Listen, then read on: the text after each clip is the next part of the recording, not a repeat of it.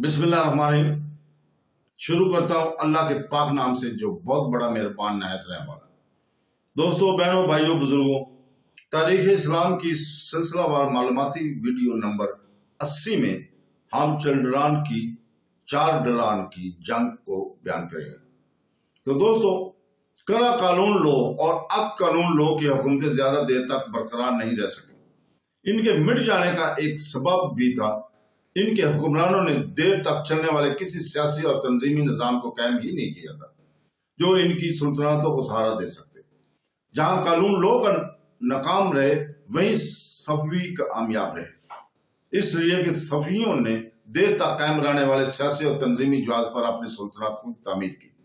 Iran के सियासी, समाजी, तहजीबी, तंजीमी और मजहबी जिंदगी पर इनकी इस कदर गहरी छाप है, ये आज भी बाकी है। हिंदुस्तान, पाकिस्तान, वस्त एशिया की तारीख पर उन्होंने गहरा असर छोड़ा है। हर मेयार से शाह इस्माइल अव्वल एक ज़हीन और फतीन शख्स था। वो इंतहाई जाबर भी था। सन 1501 में सिर्फ 14 साल की कम उम्री में वो तब्रेज के तख्त पर बैठा। फौरन इसने साबिक अक कौलून की सुल्तनत को अपने झंडे तले ले आने की जद्दोजहद में जुट गया। कानून लो सुल्तनतों के बिखर जाने के बाद गैर यकीनी हालात पैदा हो गए थे। अवाम को किसी नए सरपरस्त की जरूरत थी। मुसलसल जंगो जद्दाल की वजह से लोग तंग आ चुके थे और किसी मेहदी या किसी छुपे हुए गायब इमाम के आने की तमन्ना कर रहे थे। इस्माइल ने अपने दादा शेख जुनैद रहमतुल्लाह की तमीर करदा बुनियाद पर अपनी सुल्तनत की तमीर शुरू की। जुनैद रहमतुल्लाह ने तुर्क, फारस, शाम के तमाम इलाकों का सफर किया था। इस सफर के दौरान बेशुमार लोगों को अपनी जानब राग़िब किया था, इन्हें मुरीद बनाया था, तुर्कों को अपने मजहबी सिलसिला में शामिल किया था। इसकी अनथक कोशिशों से सफिया सिलसिला मशरिक़ वस्ता अहम सियासी और मजहबी तारीख बन गया। जैसे ही इस्माइल की फौजी कामयाबी की खबरें फैलने लगी, वैसे ही कई तुर्क कबैल इसकी जानब खींचे चले आए। सफिया तारीख के मानने वाले फौज में शामिल होने के लिए तबरेज आने लगे। इसकी सुल्तनत तेजी से फैलने लगी। इस्माइल के मजहबी झुकाव का तज़किरा किए बगैर इसकी कामयाबी बहस का मौजू नहीं बन सकती। इसलिए यही दोनों बातें आगे चलकर उभरने वाली सफिया सुल्तनत और उस्मानियों के दरमियान तल्लुकात की निशानदेही करते हैं। शाह इस्माइल असना अशरा फिका का जबरदस्त हामी था। इसकी मरकजी मुहाफ़िज़ लाल टोपी पहनते थे जिसमें छेदों वाली 12 लकीरें हुआ करती थी। ये लकीरें 12 इमामों के साथ इनकी वाबस्तगी का इज़हार करती थी। इनको कज़लबाश कहा जाता था। इस्माइल सफिया तारीख का बेया वक्त दुनियावी फायदा भी था और मजहबी आका भी। इसने अपने आप को एक कुतुब भी समझा, सदर भी और सुल्तान भी। इसकी ज़बान से निकला एक लफ्ज भी कानून था। लोग इसे हजरत अली रज़ी अल्लाह ताला अन्हु की निस्ब से तल्लुक रखने वाली एक नाकाबिल तस्कीर शख्सियत समझते थे। सुल्तान औजान हसन इसके नाना होने के बैस इस्माइल ये समझा था कि अक कौलून लो की वसी सुल्तान जिस पर औजान हसन की कभी हुकूमत रही थी, इसका जायज और पैदाइशी वारिस वही है। इस्माइल ने तबरेज में दाखिल होते ही असना असरी को दरबारी फिका करार दे दिया। इस वक्त वहां के अक्सर लोग शाफी फिका के मानने वाले थे।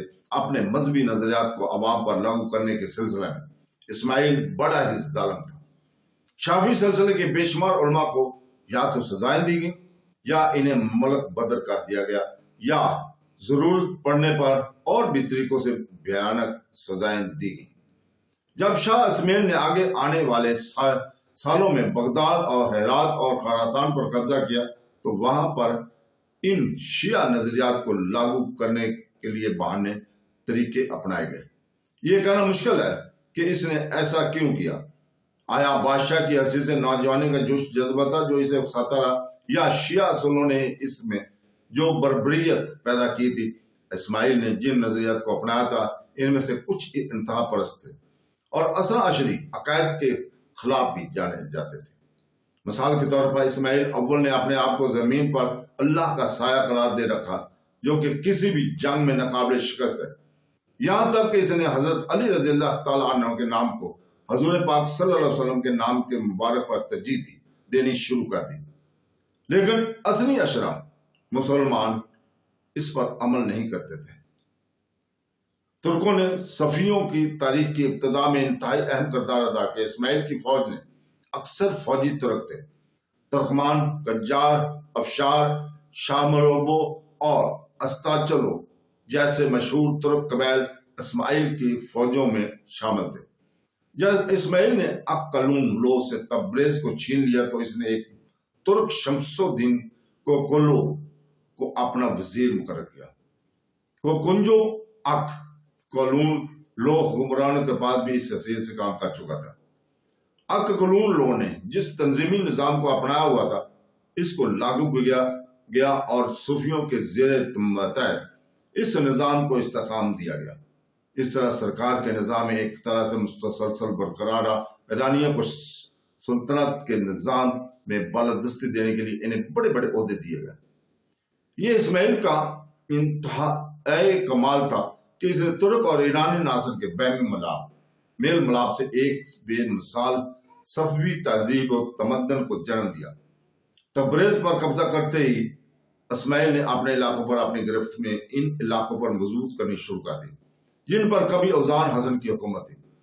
मगरब में अनातोलिया की जानब पेश कदमी करते हुए इसने दियारे बकर में कब्जा कर लिया।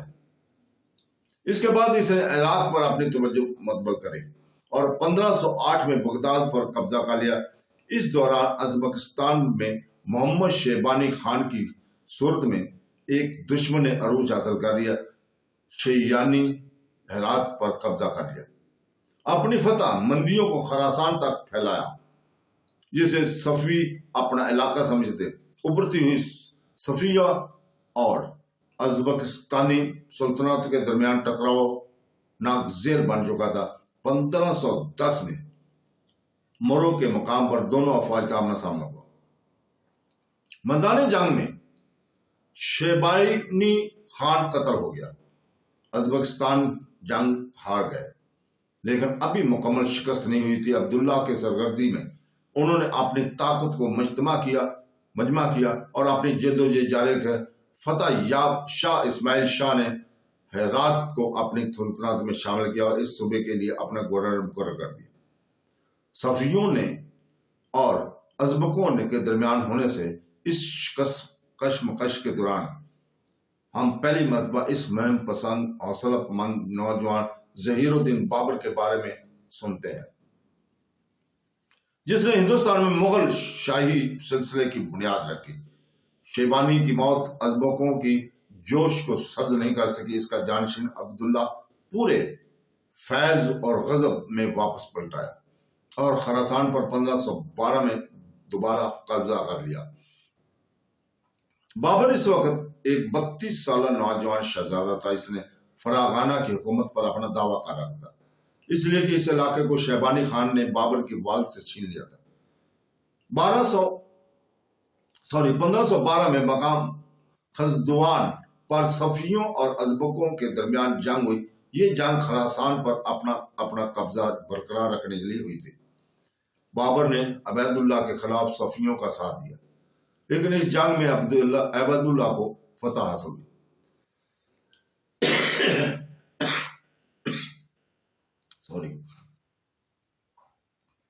खरासान के हाथ से निकल जाने के बाद को इस्माइल बर्दाश्त न करता।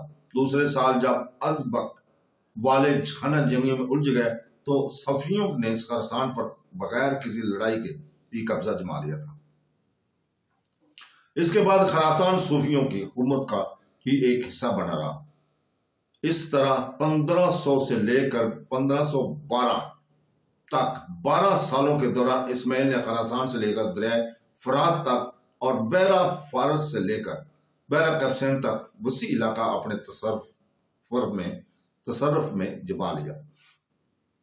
इसमें कोई शक नहीं कि इस मुहिम के दौरान इसे न सिर्फ अपने पैरोकारों की जबरदस्त हमायत हासिल रही बल्कि सफवी सिलसिला की पुरजोश मजहबी जनून ने भी इस सिलसिले में बहुत बड़ा हौसला बख्शा।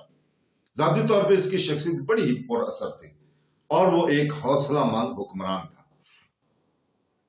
फारस के बारे में शाह इस्माइल का एक खास तस्वर था। वो सरजमीन जो सदियों से मंगोलों और तातारियों की तबाहियों اور بربادیوں کی شکار رہی ہیں۔ اس سرزمین کو سماجی، سیاسی اور تنظیمی استحکام دینا، وہاں کے عوام کو ایک طویل مدتی مذہبی اور وطنیت پرستی کے ڈورے سے باندھنا، یہی اس کا ایک تصور تھا۔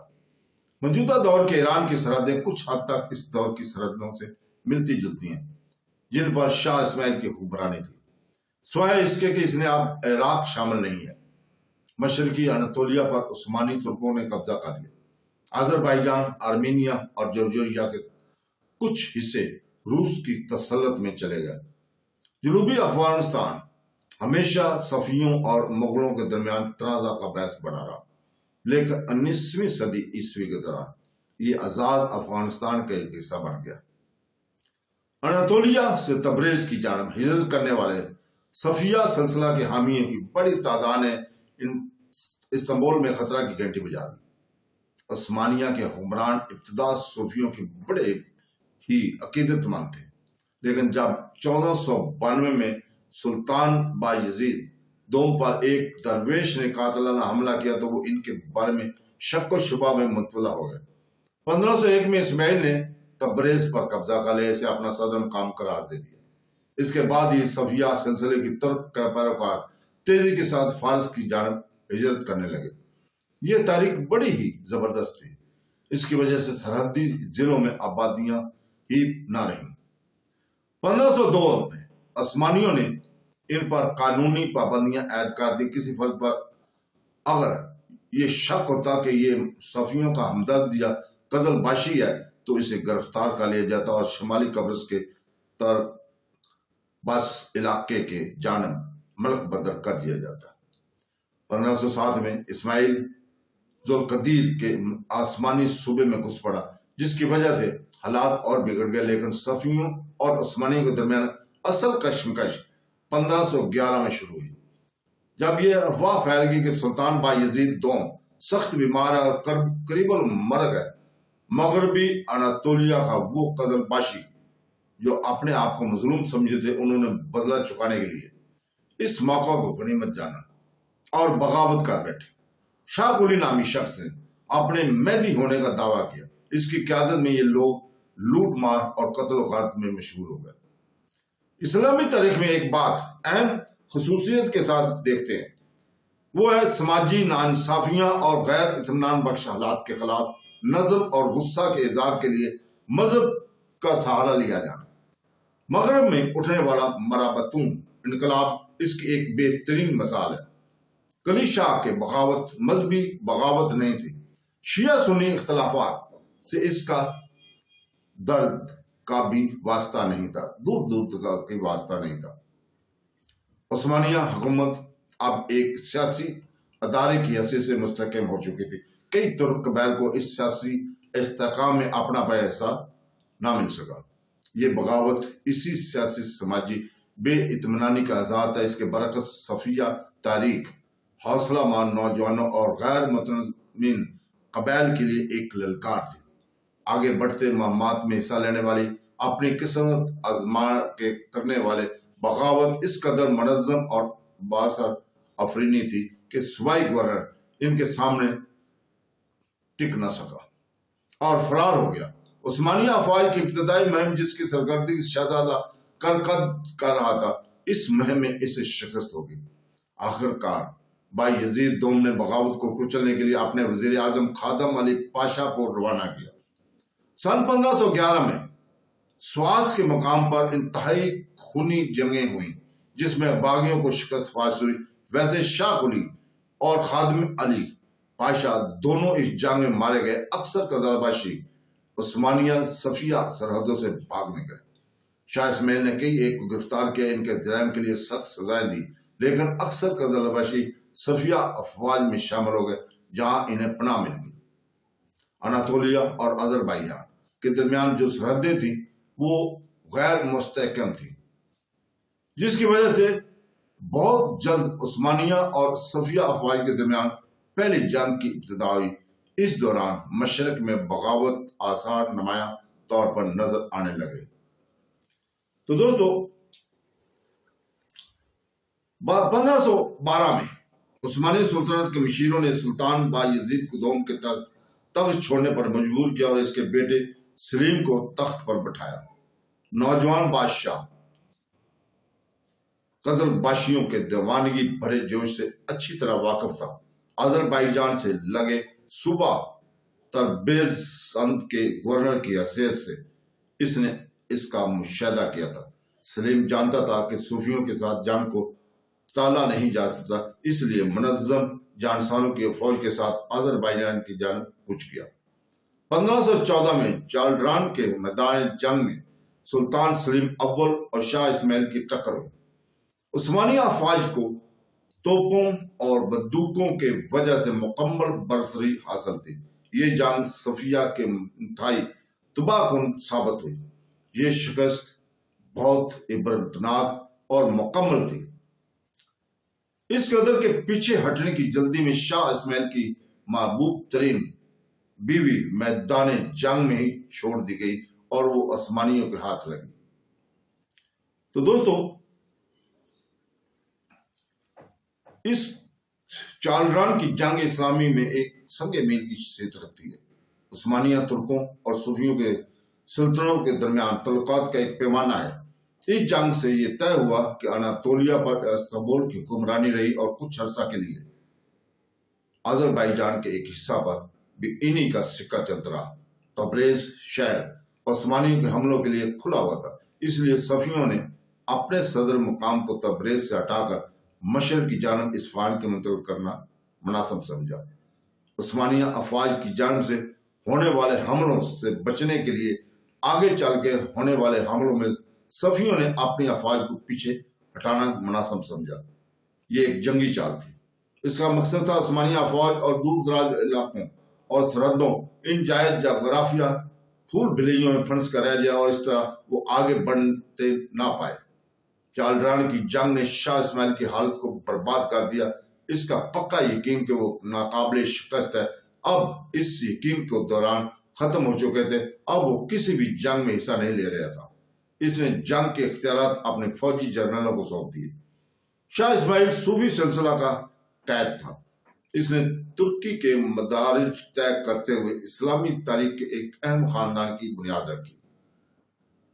یہ حکومت اپنے عروج کے دور میں ایرانی، ترکی، ازبکی اور افغانی تہذیبوں کی بہترین روایت کو ایک الگ اور بہترین تمدن میں سمو دیا۔ شاہ اسماعیل کا انتقال سن 1525 میں ہوا۔ تو دوستو، اس کے ساتھ ہی ہم آپ سے اجازت چاہتے ہیں کل تک کے لیے۔ کل ہم اگلی قسط نمبر 81 میں انشاءاللہ تعالی اسی وقت آپ کو سامنے بیان کریں گے خلافت کا استنبول کو منتقل کرنا۔ تو دوستو، کل تک کے لیے اجازت، اللہ حافظ۔